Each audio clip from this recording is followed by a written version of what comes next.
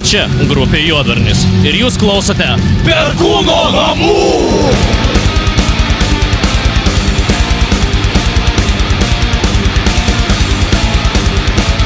Čia Paulius Zanevičius iš Perkūno namų.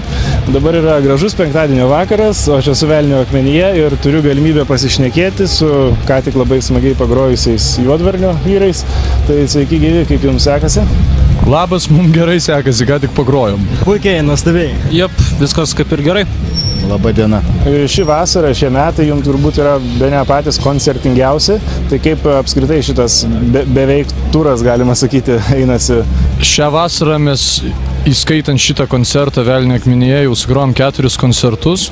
Pirmasis įvyko festivalyje Kilkim žaibų, paskui už savaitės mes važiavom į festivalį Hellfest, kuris vyko Čekijoje, prie Brno miesto. Pakeliui mes dar susiorganizavom koncertą Torūnės mieste Lenkijoje.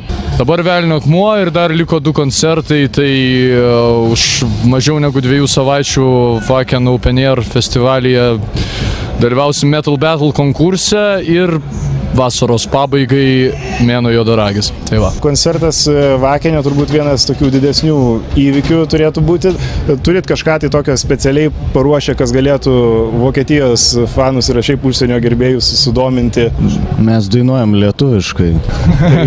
Jo, kažko labai išskirtinio mes neparuošėm, nes mes vis tiek turim savo muziką, mes ją grojam, bet mes sustatėm, jau žinom programą, kurią grosim, ją sustatėm taip, kad skambėtumėm kuo galingiau ir atrodytumėm kuo geriau ir, žodžiu, o kalbant apie užsienio publiką, tai tikimės, kad užkabinsim ir tikimės, kad bus viskas žiauriai gerai, tai tiesiog kai bus, tai bus matyt, kai bus, sunku pasakyti, bet aš manau, kad bus viskas super. Visgi tokia galimybė vieną kartą gyvenime iš esmės pasitaiko, tai jos negalima prašaut, kažko blogai padaryti, stengsimės, darysim, ruošiamės toliau intensyviai iki pat Wackeno. Mums skirta 20 minučių mūsų pasirodymui ir iš tų 20 minučių mes pasistengsim padaryti taip, kad tai būtų geriausias Juodvarnio pasirodymas, koks yra buvęs aplamai.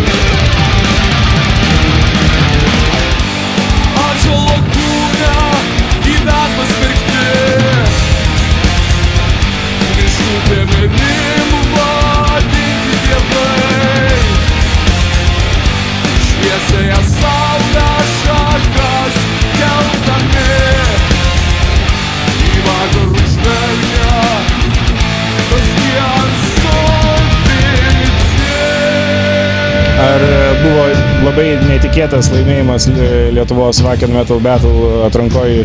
Iš tam tikros pusės iš tikrųjų buvo ganėtinai netikėta, nes susirinko visai stiprių grupių į atrankinę dalį, į patį tą finalą ir tiesiog stengiamės, ruošiamės tam konkursui, galbūt tikėjomės taip 50%, 50%, gal kai kas mažiau, kai kas daugiau.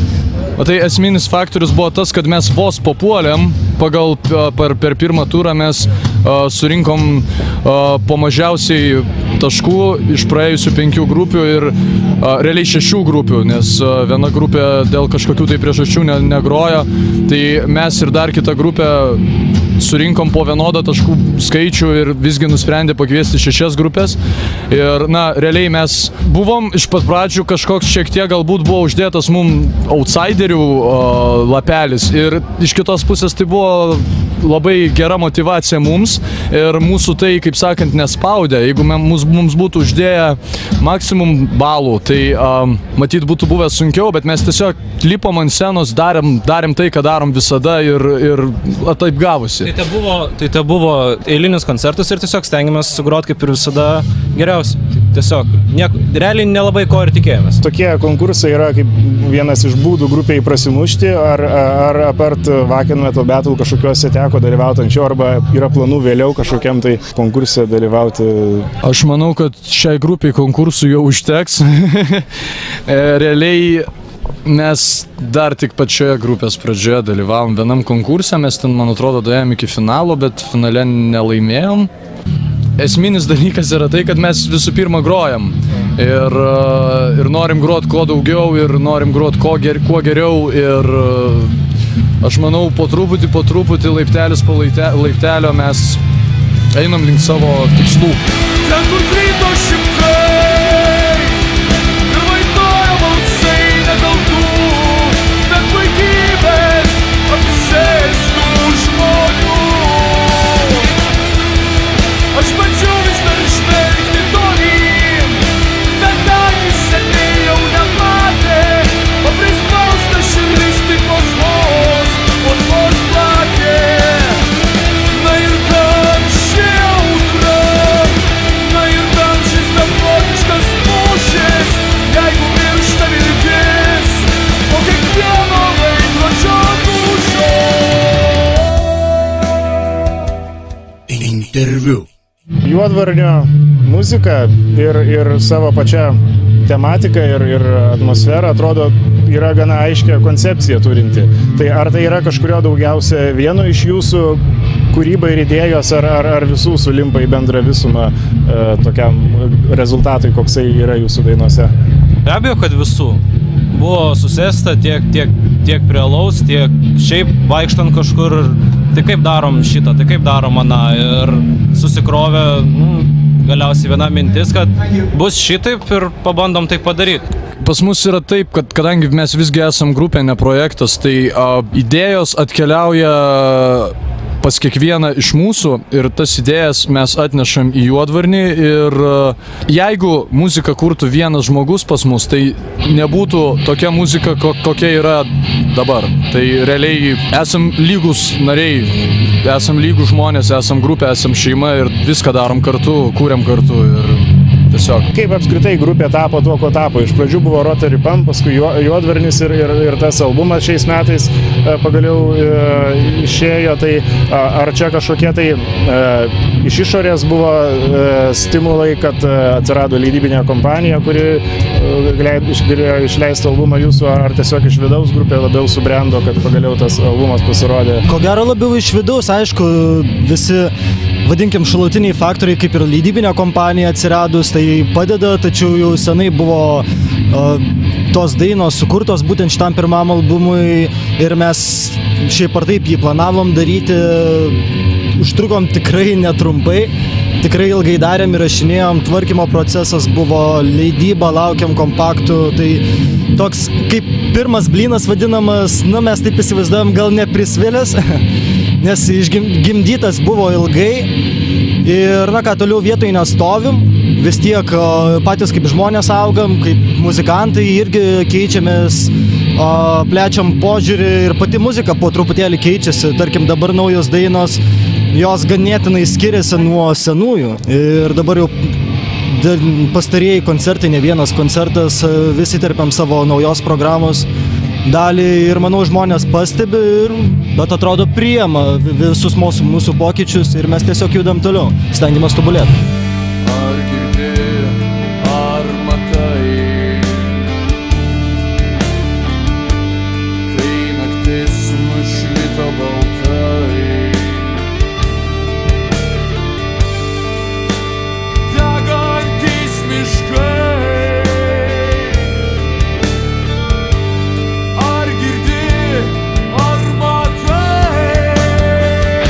Tai kokie kryptimi manot, kad vystotės, ta prasme, į kokį daugiau stilių, kuo skiriasi dabartinė kūryba nuo ankstesnės jūsų? Dabartinė kūryba, ta prasme, mes niekada negalvojam, į ką mums reikia eiti, neturim kažkokį tai gairių tokių, kad, mums reikia išgroti dabar šitą blasbytą ant 200 BPM ir tada čia bus gerai. Ne, esmė yra tokia, kad mes visą laiką ieškom savęs. Tiesiog grojam tai, kas eina iš širdies ir nestabdom savęs ir neribojam savęs kažkokiais tai stilių rėmais. Juodvarnio muzika nuo pirmojo albumo, kuris išėjo palyginus neseniai, nors dainos sukurtos 2012-2013 metais buvo. Gal netgi ne, man atrodo, netgi visos, iki 2013 metų pirmam albume buvo visos dainos.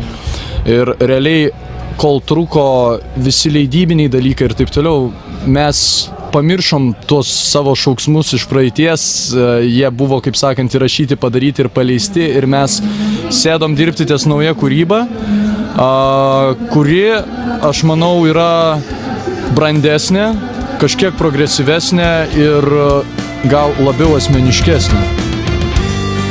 Keliavai tu per dykras nykęs ir sukaustytas veigo šalis, kad ir kur beėjai vis tas pats, skausmas, baimė ir neviltis.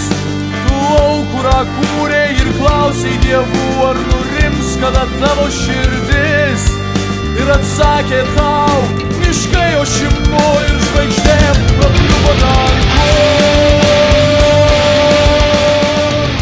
Šiaip bendrai per grupės istoriją, kai bėgo dar nuo Rotary Pump laikų, atrodė iš pat pradžių daug heavio įtakos buvo, paskui dainos šiek tiek sunkėjo, pradėjo gal šiek tiek panašėti į pagonišką metalą, black metalo šiek tiek atspalvių įsinešė į muziką, dabar iš viso naujos dainos, tai kaip Paulius minėjo, progresyvų šiek tiek metalo, post metalo, galbūt netgi galima tai pavadinti. Labai sunku tai į vienus rėmus įspausti ir įvardinti. Tiesiog nenorim apsiriboti, bet norim daryti kuo įdomiau, kuo originaliau, kaip mums išeina ir kaip mes jaučiam. Tai jau dabar įvardinti, ką grojam, labai sudėtingai iš tiesų. Mums iš tikrųjų net ir nesvarbu, ką mes grojam. Prasme, stilius, įvardinimas mums kažko tai nesuteikia. Juodi paukščiai pakils, lyg tamsos angelai, tavo siela išplėš ir dantų nusignas.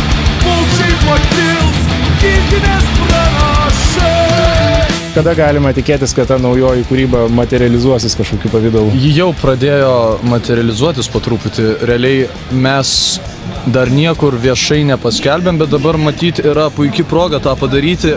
Mes jau pradėjom savo antro albumo įrašus, būgnai jau yra įrašyti ir nemaža dalis gitarų jau yra įrašytos. Ir dar vieną dalyką, ką galim pasakyti, tai tas albumas bus visiškai konceptualus.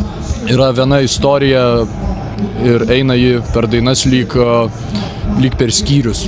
Tai viskas jau yra sukurta ir pradėta įrašinėti, tai dabar truputėlį sustojo įrašymo procesas vasarai, nes reikia ruoštis koncertams, jau tikrai pakankamai yra ir manau mes nuo rudens kipsim vėl į įrašymo procesą ir galbūt žiemą tas albumas iš vis dienos švies. Ja, bus įdomu išgirsti, kaip tai skambės. Iš tiesų, jeigu kalbam būtent apie pačią tematiką, vis tiek jūs pagoniško metalo grupė dažnai įvardėjami ir man įdomu, koks jūsų santykis su ta tema, apie kurią dainuojat, kurią kūrėt, ta prasme, ta pagonybė, ar praeitis, ar tai kaip toks etnografinė, istorinė įdomybė, ar daugiau kažkas pasaulėžiūrai pačiai asmeniškai įtakingo?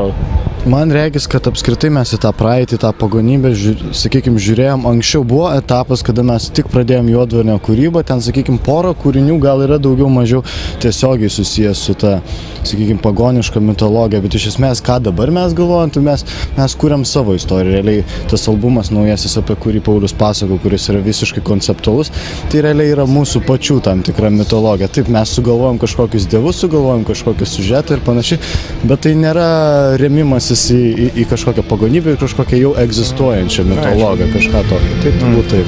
Sėkmės jums artėjančiam Vokietijos konkurse. Ačiū. Buvo malonu pasišnekėti. Sėkmės jums. Dėkui tau. Sėkmės ir jums. Plastas ir jausmai.